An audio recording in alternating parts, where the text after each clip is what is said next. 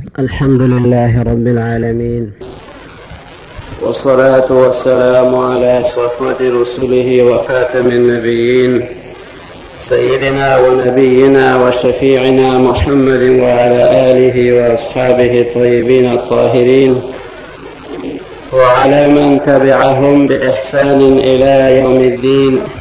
أما بعد، فأعوذ بالله من الشيطان الرجيم. بسم الله الرحمن الرحيم. إن الله وملائكته يصلون على النبي يا أيها الذين آمنوا صلوا عليه وسلموا تسليما. اللهم صل على سيدنا ومولانا محمد وعلى آل سيدنا ومولانا محمد وبارك وسلم وصل عليه. اللهم صل على سيدنا محمد وآله وصحبه وسلم. اللهم صل على سيدنا محمد وآله وعترته بعدد كل معلوم لك. اللهم صل على سيدنا ومولانا محمد سابقا نوره وآخرا ظهوره ورحمة للعالمين وجوده وبارك وسلم. عزتمندو حاضرين وأوریدونکو، در رب الجلال فضل و احسان دی الحمدلله و شکر لله. د قرآن عظیم الشان د ختم سعادت موږ تاسو ته الله تعالی نصیبه کو. رب الجلال د دغه خانقاه د قرآن عظیم الشان په دې تلاوتونو باندې او د احادیثو د نبی کریم صلی الله علیه وسلم په درسونو باندې همیشه آباد لري. رب الجلال دې د دې خانقاه او د نورو دینی مدارسو حفاظت وکړي او الله تعالی دې د تمام مسلمانانو مشکلات آسان کړي. د رب الجلال نه د ختم القرآن په موقع باندې سوالونه پکاري، دعاګانې پکې قبلېږي او د غفلت نه او د سستۍ نه پکې ځان بچ کول پکاري، ځکه د غافل زړه دعا نه قبلېږي. هغه دعا چې د زړه د اخلاص سره وشي، د زړه توجه سره وشي، نو هغه یقینا الله تعالی قبلوي. رب ذوالجلال دې زموږ دعاګانې قبولې کړي. رب ذوالجلال فرمایي: طه ما انزلنا عليك القرآن لتشقى إلا تذكرة لمن يخشى. د طه د دې ټکي متعلق خو مفسرین کرام وایي چې دا حروف مقطعات الله اعلم بمراده، د دې مقصد سی الله تعالی د دې په مراد باندې ښه پوهیږي. میان عاشق و معشوق رمزیست، کرامن کاتبین را هم خبر نیست. وی دا حروف مقطعات دی، دا د الله تعالی او دغه د حبیب صلی الله علیه وسلم ترمنځ د راز خبرې دي. د عاشق او د معشوق د منځ د راز خبرې هغه بل چاته نه دي معلومې. او څوک مفسرین کرام د دې خپل خپل توجیهات ذکر کوي چې طه کلمة عبریه، دا طه چې دی دا د عبرانۍ ژبې ټکی دی. معناها یا رجل، وکذا فی اللغة السریانیه. وی د دې طه معنی ده یا رجل، ای کامل سړیه، ای په انسانانو کې د ټولو نه د کمال والا انسانه نبی کریم صلی الله علیه وسلم، ما انزلنا علیک القرآن لتشقى. چا دا ویلی دی چې طه معنی ده طاهرا من الذنوب ویا هادی الخلق. د طه معنی ده طاهرا من الذنوب، ای د ګناهونو نه پاک شخصیته. انبیاء کرام د ګناهونو نه پاک، دی د اعلان نبوت نه مخکم چرته ګناه نه کړي او د اعلان نبوت نه پسم ګناه نه کړي، نه وړه ګناه او نه لویه ګناه. نو انبیاء کرام معصومی. نو الله تعالی ورته فرمایي طه. نو یو توجیه مفسرین ذکر کوي چې یا طاهرا من الذنوب، او د ها معنی ده هادی الخلق، د الله مخلوق ته نیغه لاره ښودونکیه. او یو توجیه ده چې توبه لمن اهتدى، د طه معنی ده توبه، او ها چې دی نو لمن اهتدى په ځای باندې راغلی چې چا هدایت اختیار کړو د هغه دپاره خوشخبري ده. او شجره توبه د مؤمنینو د پاره او حاویه د منکرینو د پاره. د طه دغه توجیم علما هدا ذکر کوي ما انزلنا عليك القرآن لتشقى، مونږ نه دی نازل کړی پتا باندې قرآن شریف د دې لپاره چې ته په شقاوت کې مبتلا شې. د شقا لتشقى یو معنا دا ده چې ته په هغې سره شقي شي او شقي بدبخت ته ویلی شي. نو دې کفارو به د نبي کریم صلی الله علیه وسلم په شان کې ګستاخي کوله او وی به دا سړی زمونږ مقبول سړی و، مونږ ته ډېر نږدې سړی و او په جرګو کې به مونږ کینولو، فیصلې به په ده باندې مونږ کولې. خو چې ده کله نه دا خبرې را شروع کړي دي چې الله یو دی وحده لا شریک دی او زه د الله پیغمبر یم او تاسو به د مرګ نه پس بیا را ژوندي کېږئ، دا د توحید مسله، د رسالت عقیده او د آخرت بیان، په دې خبرو باندې خلک د پیغمبر علیه السلام دشمنان شو. نو پیغمبر علیه السلام به ورته د قرآن شریف آیاتونه اورول او دی به وی د دې کتاب د وجې نه دی شقي شو، وی دی زمونږ د نظر نه پرېوتو، مخکې مو منلو اوس یې نه منو. لتشقى الله تعالی ورته فرمایي مونږ قرآن شریف دې دپاره پتا نه دی نازل کړی چې ته په شقاوت کې مبتلا شي او ته هغې سره بدبخته شي. قرآن شریف خو د سعادت کتاب دی، قرآن پاک خو بختور کتاب دی، دا خو د برکتونو نه ډک کتاب دی. دی کتاب سره خو چې چا تعلق قائم کو نو هغه سعادت من شو، او چې چا د دې کتاب د تعلیماتو نه مخ واړولو نو هغه تباه شو او برباد شو. ان الله يرفع بهذا الكتاب اقواما ويضع به آخرين، دی کتاب سره الله تعالی ډیر قومونه پورته کوي او چې کوم خلق د دې کتاب تعلیمات نه خپلوي هغه خلق لاندې راغورځېږي. او دا خو داسې کتاب دی، داسې د سعادتونو او د برکتونو او د فیوزاتو او د کمالاتو نه ډک کتاب دی چې نور هر څه به فنا شي، خو د الله کتاب چې دی نو دا نه فنا کېږي.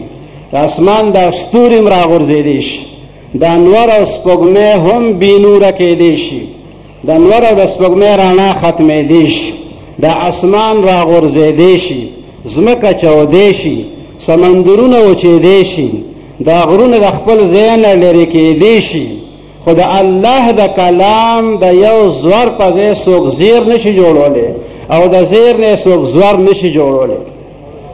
او څوک چې د زیر او د زبر د بدلولو کوشش کوي نو هغه انسان به په خپله زیر و زبر شي، خو الله تعالی دا کتاب به محفوظ وي.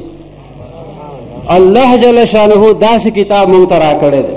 نو الحمدلله والشکر لله، په دې مبارک کتاب باندې د الله تعالی ډېر شکر ادا کول پکار دی او په صاحب قرآن باندې شکر پکار دی چې مونږ الله تعالی په هغه غوره امت کې راوړ او د هغه مبارک پیغمبر په امتیانو کې راوستو چې هغه ته الله تعالی د امامت هغه منصب ورکړی دی، هغه امام الانبیاء دی صلی الله علیه وسلم، سید المرسلین دی صلی الله علیه وسلم.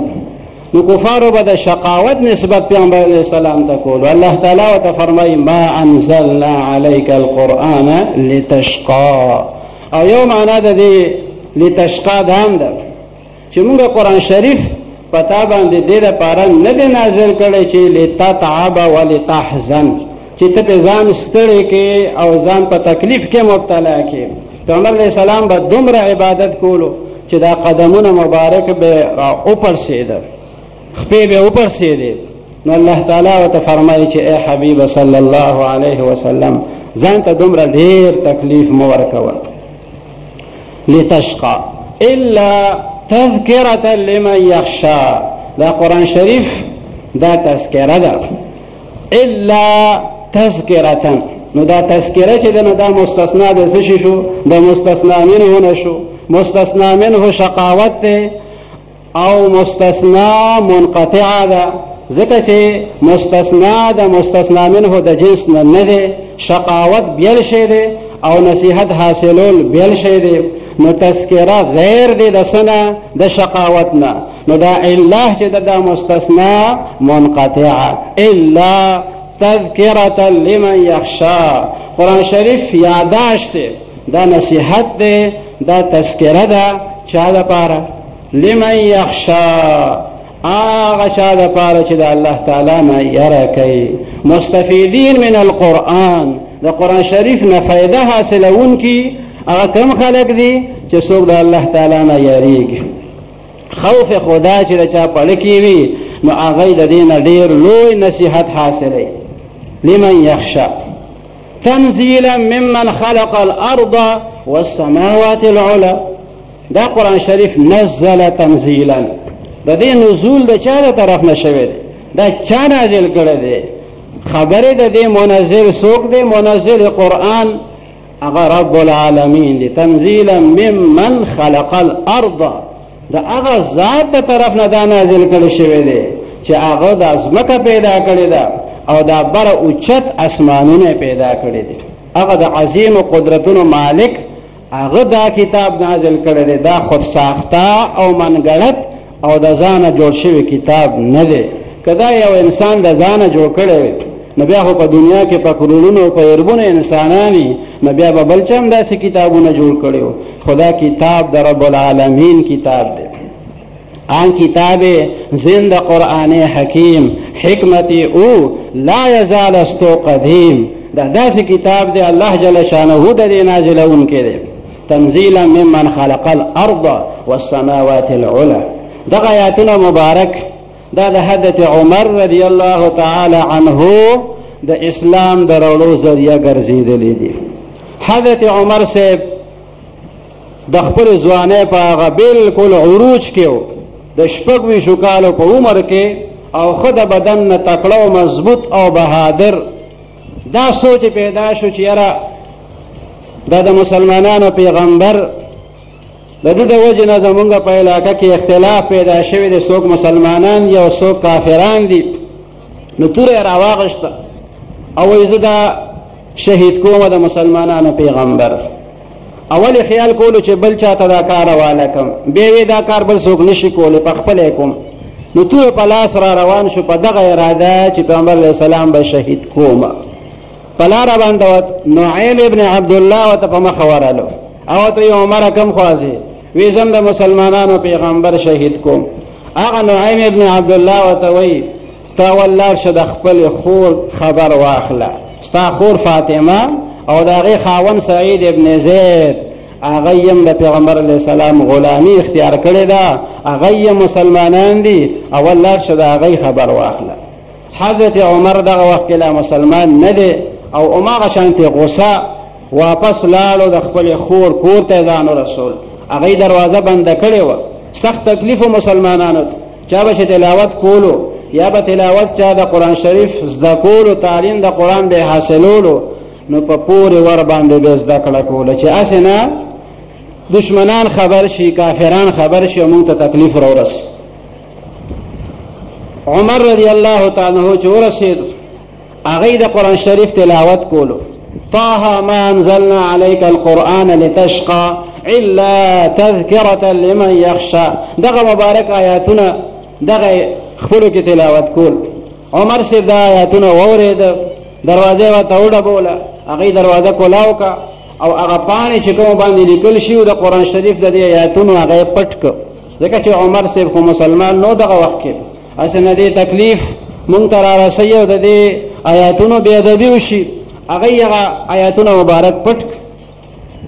عمر صاحب ورته وایي چې دا تاسو څه وي هغه ما ته هم واوروئ.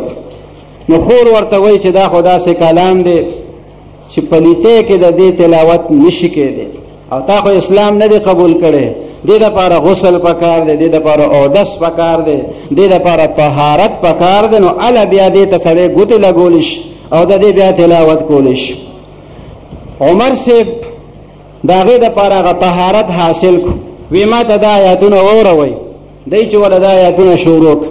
طه ما انزلنا عليك القرآن لتشقى الا تذکرة لمن یخشى تنزيلا ممن خلق الأرض والسماوات العلى الرحمن على العرش استوى له ما في السماوات وما في الأرض وما بينهما وما تحت الثرى وإن تجهر بالقول فإنه يعلم السر وأخفى الله لا إله إلا هو له الأسماء الحسنى. دغه ځای ته چې راورسېد حضرت عمر رضی الله تعالی عنہ باندې اثر وشو. د دې نه مخکې عمر صاحب سخت غوسه وکړه.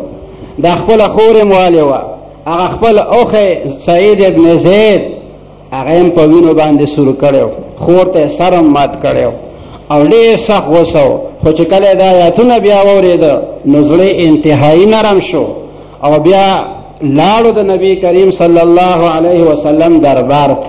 هغه مبارک په دار ارقم کې تشریف فرماو. د صفا د غونډۍ نه په ښکته چې سړی مروه طرف ته ځي هغه ځای کې به پخوا یو دروازه وه، باب دار ارقم به یې په هغې باندې لیکلي وو. اوس د صفا مروه توسیع شوې ده، هغه ځای ډېر کولاو شوی دی، نو هغه دروازه هم پکې راغلې ده. هغه ځای کې پیغمبر علیه الصلاة والسلام مبارک تشریف فرماو. عمر صاحب ځان ورسولو. هلته هم دروازه بنده وه، ځکه چې کفار ډېر په زور کې و د مسلمانانو خلاف، هغوی ډېر کوششونه کول. صحابو ته پته ولګېد چې د دواړو جهانو سردار د ملاقات دپاره عمر راغلی د دروازې نه بار ولاړ. پیغمبر علیه الصلاة والسلام مبارک ورته وفرمیل را پرېږدئ، که دې الله تعالی ورته هدایت نصیبه کړی چې هدایت یې نصیب شي او مسلمان شي. حضرت حمزه رضی الله عنه د ده نه 3 ورځې مخکې مسلمان شوی و، هغه هم د پیغمبر علیه السلام مبارک په مجلس کې موجود و. بعضې صحابه یېرېده چې هسې نه عمر پهلوان سړی دی، مضبوط تکړه، پیغمبر علیه السلام مبارک ته چېرته تکلیف ونه رسوي، دې مجلس ته یې را پرېږدو که را پرېنږدو. حضرت حمزه صاحب یې را پرېږدئ، که په ښه اراده راغلي ډېره ښه ده، که په غلطه اراده راغلي نو بس زه ورله کافي یم. بیا حضرت عمر صاحب هغه خو په ښه اراده راغلی و، د دواړو جهانو سردار مبارک ته چې مخامخ شو. دې نه مخکې نبی کریم صلی الله علیه وسلم دعاګانې کړې وې چې اللهم اید الاسلام باحدى العمرین، خدای د اسلام تایید وکړي په دې عمرینو کې، په دواړو کې په یو. وایي د دواړو یې ځکه سوال نو کړی چې پیغمبر علیه السلام ته دا ښودلی شي و چې دې کې به یو کس ایمان راوړي. نو عمر ابن هشام او عمر ابن الخطاب رضی الله تعالی عنه.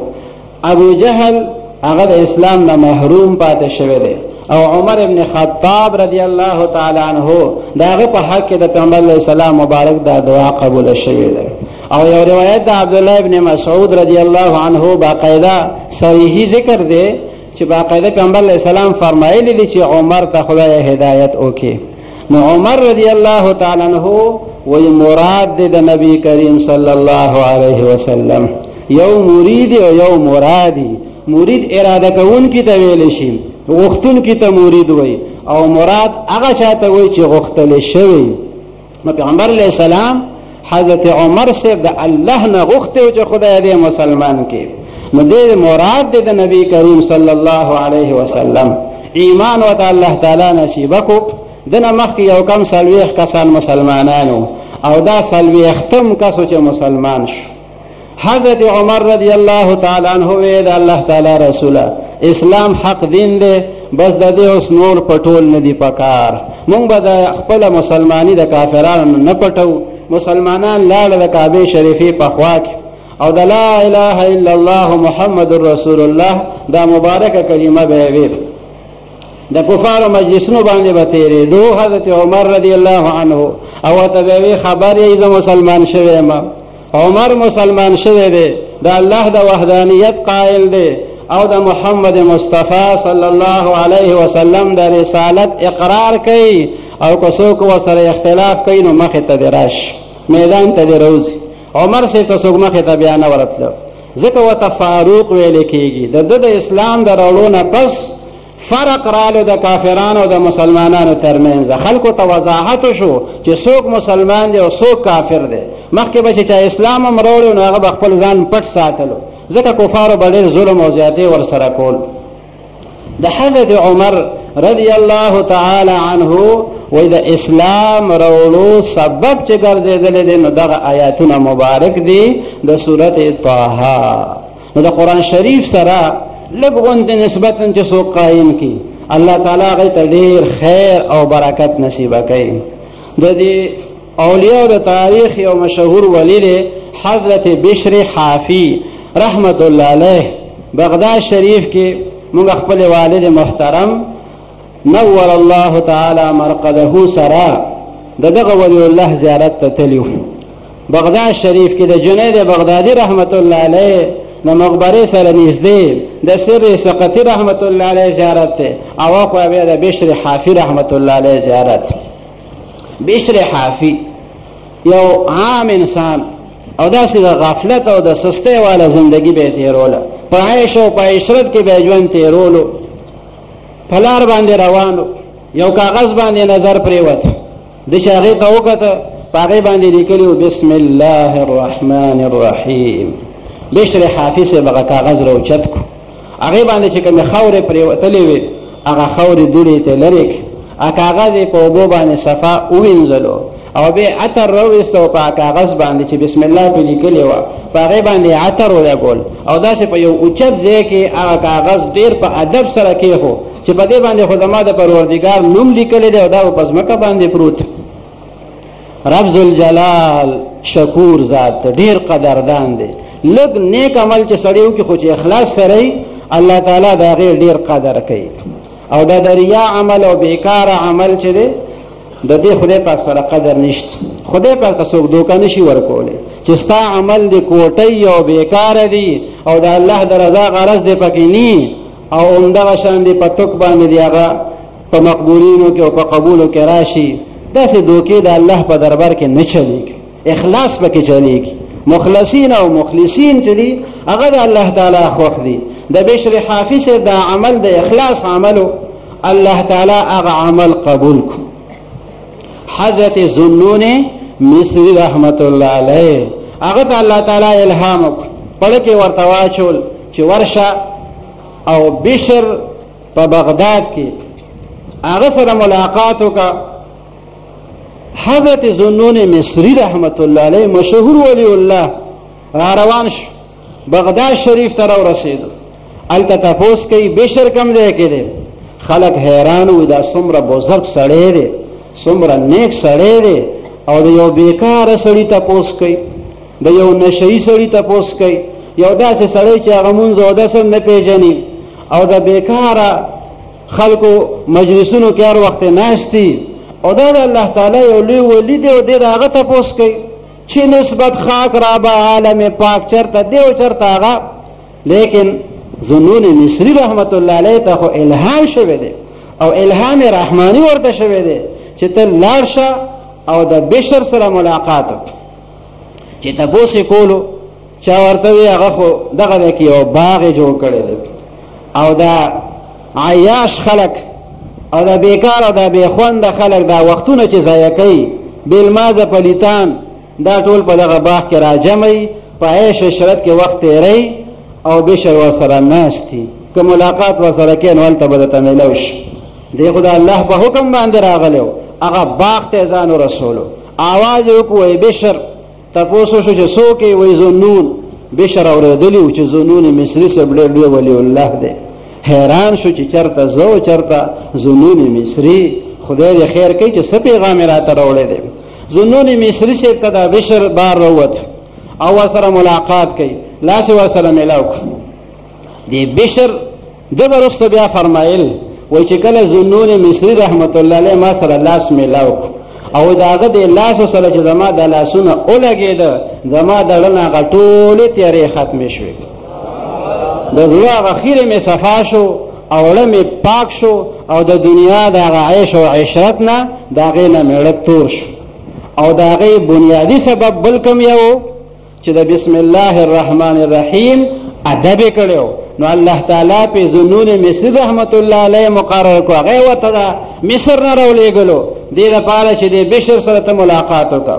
د بسم الله د ادب د وجې نه د الله د یو ولي سره د ملاقات نصیبه شو او د ولی سره چې ملاقات وشي د هغه لاسو سره چې لاس عقیدت سره میلاو شي، چل ول سره نه، ریا دپاره نه، صرف د هغه برای نام حاضرۍ دپاره نه، د اخلاص او د محبت په انداز کې لمس راشي د لاس سره د ولی الله د یو ګناهګار انسان، الله تعالی د هغه ګناهګار گناهونه په هغې سره معاف کوي او له د هغه الله تعالی صفا کوي. نو بشر به فرمایل چې ظنون مصري رحمت الله علیه ما سره لاس میلاو کو، وایي دغه وخت زه په ځان باندې پوه شم د دنیا نه نړۍ تور شو، د زړه هغه خیرې مې صفا شو او د آخرت هغه فکر مې پیدا شو. بشر کوم ځای ته بیا ورسېدو؟ په ولایت کې دومره اوچت مقام ته بشر ورسېدو چې هغه به بیا په کومه لاره باندې روانو، هغه به چې ګرځېدو د عاجزۍ انداز به نو پیزار به نه په خپو کول، خپل به خپې به په بغداد شریف کې ګرځېدو، عاجزي به یې کوله، تواضع به یې کوله. نو دا څاروي به چې په لاره باندې تېرېده نو دوی به هغه خپله ګندګي په لارو کې نه کوله، وی به بشر را روان دی هسې نه د هغه خپې په دې باندې ګنده شي. او بیا په یو وخت کې په یوه لاره کې د یو میخ یا د غوا ګندګي په لار کې پرته وه، یو نیک انسان تیرېدو نو هغه وی انا لله و انا الیه راجعون. نو ملګري ورته ویې ولې څه چلو شو؟ څه د خفګان خبر دې واورېدو؟ څه تکلیف درته ورسېدو چې داسې په افسوس سره تا ووایې چې انا لله و انا الیه راجعون؟ ده ورته وی او معلومیږي دا چې بشر د دنیا نه لاړو، ځکه چې په دې کوڅو کې مونږ چېرته دا شی نه لیدلی او نن دا موجود دی. د دې مطلب دا دی چې بشر د دنیا نه تشریف وړی دی. چې معلومات شو وی او بشر حافي صاحب وفات شو. بشر حافي هغه د قرآن شریف ادب وکړو، د قرآن شریف د یو آیت د یوې حصې د بسم الله الرحمن الرحیم ادب یې وکړو. نو الله تعالی هغه ته څه ورکړ؟ هغه د الله تعالی نوم د ځمکې نه راوچت کړو. نو الله تعالی دې د هغه بېکاره خلکو د هغه ټولګي نه راوچت کړو. د الله تعالی د نوم والا کاغذ په اوبو باندې وینځلو، الله تعالی د خپل مغفرت په هغه مهربانو باندې د دغه زړه وینځلو او د دغه زړه صفا کو. د په بسم الله الرحمن الرحیم باندې عطر پورې که خوشبویي پې ولګوله، الله تعالی دته د ولایت خوشبویي نصیبه کا. دغه کاغذ بر اوچت ځای کې کېښو، الله تعالی دې د غافل خلکو د مجلس نه پاسولو او د اولیاء په هغه اوچت ټولګي کې راوستو. د بسم الله الرحمن الرحیم د برکت، د بسم الله د ادب د برکته او د الله تعالی د یو ولی سره محبت سره لاس ملاولو په برکت باندې حضرت بشر حافي رحمت الله علیه ته دغه سعادتونه الله تعالی نصیب کړ. نو د قرآن عظیم الشان برکات، د قرآن شریف فیوزات هغه بے حد او بے حساب دي. خوش قسمت انسان هغه چې د قرآن شریف ادب وکړي، د قرآن شریف د مجلس ادب وکړي، د قرآن شریف درس په یو ځای کې کېږي د هغې ادب وکړي، د قرآن شریف سره چې کوم شی منسوبي د هغې د ادب وکړي. دا خلک ورته لیر وایي دا رحیل چې په کوم باندې قرآن شریف کېښودی شي، سپاره پې کېښودی شي، دا د یو عام لرګي نه جوړي، یو عام لرګی او د هغې نه ترکان رحیل جوړ کړي او بیا په هغې باندې خلک سپاره او قرآن شریف کیدي او تلاوت پکې کوي. نو دا لرګی بیا د نورو لرګو نه جدا شي، د دې رحیل هم بیا احترام کیږي او ادب یې کیږي. که یو سړي ته ښځه ووایي چې خشاک خلاص دی او ورشه چېرته نه خشاک را پیدا که کټوی دپاره، او دی وایي چې دغه ځای کې یو زوړ رحیل پروت دی، په دې باندې اور بل کا انغري کې کېده او کټوی پې پخه کا، نو هغه ښځه به ورته وایي چې دا سړی لیونی شوی دی، د دماغ خراب شوی دی. دا رحیل چې دی دام لا څوک سوځوي، د دې خو نسبت د قرآن شریف سره پیدا شوی دی، په دې باندې خو ډېره زمانه قرآن شریف ایښودی شوی دی. اوس خو دا لرګی عام لرګی نه دی، دا خو ډېر خاص لرګی دی. د دې لرګي به مونږ ډېر قدر او احترام کوو، ځکه په دې باندې ډېره موده قرآن شریف او سپاره ایښودی شوی ده. نسبت راغلی د قرآن شریف سره. یو عامه ګتۍ، یو کانټي هغه د قرآن شریف سره وګنډلی شي، نو زمونږ د فقهاو بیا حکم دی مونږ ته چې دې کانټۍ پورې بغیر د اودسه لاس نشي لګولی. دا څوک نشي ویلی چې استاد جي دا خو کانټي ده، په دې خو نه بسم الله لیکلې ده، نه پکې الحمدلله لیکلې ده، نه پکې الف لام میم لیکل شته دی. نو د دې کانټې او د دې جلد او د دې کاغذ ولې مونږ دومره احترام وکړو؟ نو ورته حکم دا دی چې دا ګنډلې شوې ده د قرآن شریف سره. نو چې قرآن شریف سره تعلق پیدا شو، د قرآن سره دا کانټي پیوست شوې ده، د قرآن مجید سره وخت تیر کړی دی، نو اوس دا کانټي عامه کانټي نه ده. اوس به د دې احترام کې او دې کاغذ ته او دې جلد ته به بغیر د اودسه لاس نه لګي. د الله جل شانه د کتاب د هغې ادب د هغې هغه احترام هغې سره محبت دا کم خلک کوي؟ کم خلک یې نه کوي. دا د ایمان خبره ده. د چا چې څومره ایمان مضبوطي نو د قرآن شریف سره بیا محبت هغومره قوي او مضبوطي.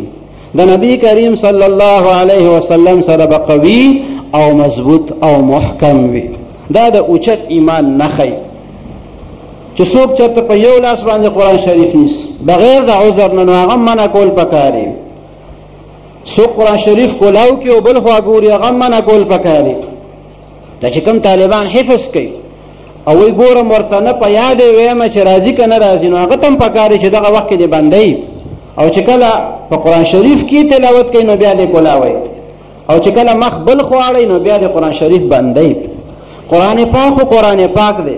ما تاسو ته وی دغه راهیل او دغه تخته چې قرآن شریف پې ایښودی شي، د دې ادب او احترام څومره پکار دی. علامه انورشاه کشمیری صاحب هغه ته چا وی چې ته علامه کشمیری څنګه جوړ شوې؟ ته خو انورشاه وې.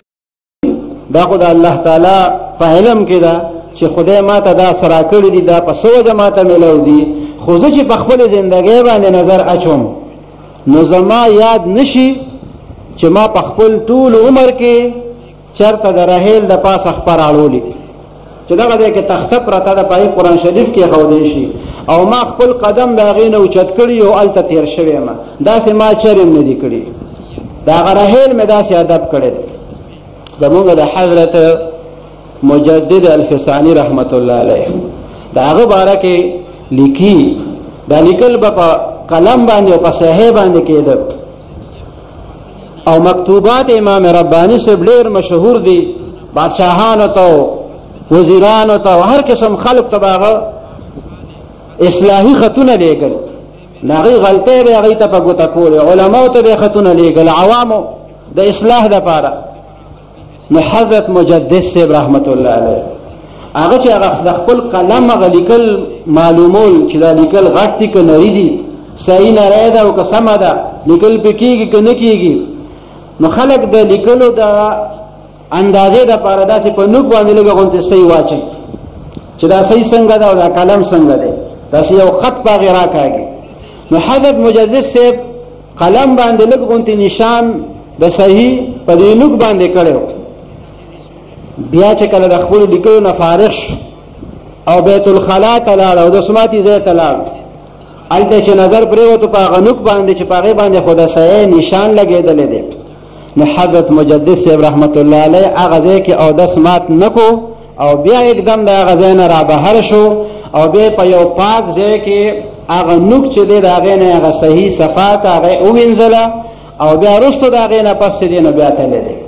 وایي د دې صحیح او د دې قلم نسبت دی د علم سره او په دې قلم باندې زه د دین خبرې خلکو ته لیکم، د قرآن شریف آیاتونه او حدیثونه او د اسلام تعلیمات. نو هغه قلم او هغه صحیح هغه چېرته پلیتو اوبو سره یو ځای نشي. نو دومره ادب او احترام دغه خلکو کړی دی.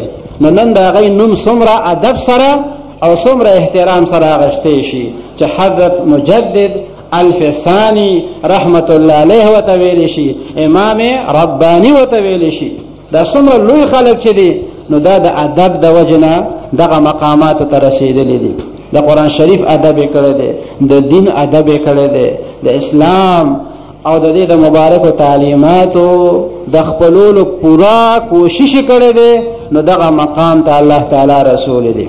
زمونږ او ستاسو ذمهواري په دې موجوده دور کې هغه دا ده چې مونږ د اسلام او د مسلمانانو د حالاتو نه پکار دی چې ځان خبرو او د دین د پاره څه کوشش مونږه کوو او که نور حصم یو سړی نشي کولی نو مجاهدین د اسلام ته د دعاګانې کوي نو دی به الله د منافقینو دغه ټولګي نه ساتي چې یو سړی نه په خپله جهاد کوي او نه د مجاهدینو مرګتیا کوي او نه مجاهدینو ته دعا کوي نو چې دته منافق نشي ویلی نو منافق به بیا چاته ویلی شي نو مسلمان سوچه مسلمان هغه د کلک مسلمان چې د اسلام د پاره هر وخت فکرمند دي د اسلام د پاره فکرمند دي مسلمانانو باندې چې کوم تکلیفونه دي د هغې دپاره د الله تعالی نه سوال کوي دعاګانې کوي جړا کوي خدای ته جاړي او د خپلو ګناهونو معافي د رب العالمین نه پکار دی چې مسلمانان وغواړي ځکه چې دا تکالیف او مصایب او مشکلات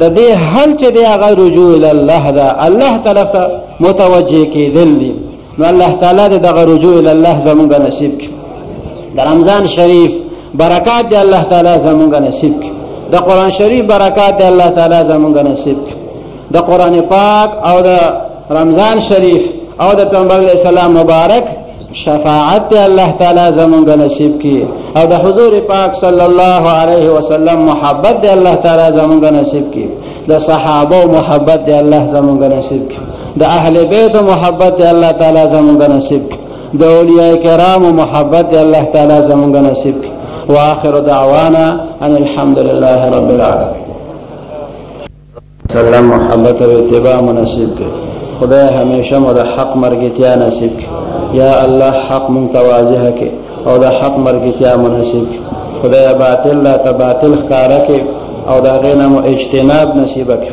خدای د طاغوتي طاقتونو د اجتناب توفیق مونږ ته راکړي یا الله د حق د مرګتیا توفیق مونږ ته راکړي یا الله صحیح اعمال او صحیح عقاید زمونږ نصیب کړي د بدو اعمالو او د بدو عقیدو نه خدای مونږ وساتي یا الله د حق دین اسلام په هغه خادمانو کې مونږ راولې یا الله د دین د خادمانو په خادمانو کې مونږ راولې یا الله د قرآن شریف د خادمانو په هغه ټولګي کې مونږ راولې یا الله د تمام خانقاهونو دینی مراکزو ته حفاظت وکړي یا الله د دین ادارو ته د دین مدرسو ته د قرآن شریف د درس ځایونو ته چې څوک د دهشتګردۍ نسبتونه کوي خدای هغه مسلمانانو ته هدایت وکړي یا الله که هدایت په نصیب کړي نو خدای سزا ورته ورکړي یا الله د قرآن عظیم الشان د درس او د تدریس دا مرکزونه همیشه خاد او آباد ولري خدای دا باغونه دا چمنونه دا سرسبز او شاداب ولري خدای دې ته چې څوک په غلط نیت باندې ګوري خدای د هغې اصلاح نصیب کړي که اصلاح په نصیب کړي خدای سزا ورته ورکړي یا الله مونږ ټول د خپل حبیب صلی الله علیه وسلم د مبارک جنډې لواء الحمد لاندې د خپلو مشرانو کشرانو دوستانو عزیزانو سره راجمع کړي یا الله د سردار دو جهان صلی الله علیه وسلم په مبارکو لاسو اوبه د حوض کوثر زمونږ ټولو نصیبه کړي یا الله زمونږ د مرشد پاک نور الله تعالی مرقده درجات بلند کړي یا الله د قرآن عظیم الشان د ختم د ثوابونو د هغې روح ته ورسئ د نبی کریم صلی الله علیه وسلم روح مبارک ته ورسئ د تمامو صحابه روحونو ته ورسئ د اهل بیت روحونو ته خدای ورسئ ائمو ته ورسئ خدایا د اهل سنت والجماعت د مسلک چې څومره علما او مشایخ او اولیاء کرام ټولو ته خدای د هغه ثوابونه ورسئ یا الله د حضور پاک صلی الله علیه وسلم مبارک شفاعت زمونږ نصیب یا الله د قرآن شریف شفاعت منصیب یا الله د رمضان المبارک شفاعت منصیب کی یا الله د دې ټولو حاضرینو په حاجتونو باندې ته عالم پورا کول باندې خدای ته قادر یا الله په خپل فضل په خپل کرم د ټولو شرعي حاجتونه پورا کړي وصلی الله تعالی علی خیر خلقه سيدنا ونبينا وشفيعنا محمد وعلى آله وأصحابه أجمعين برحمتك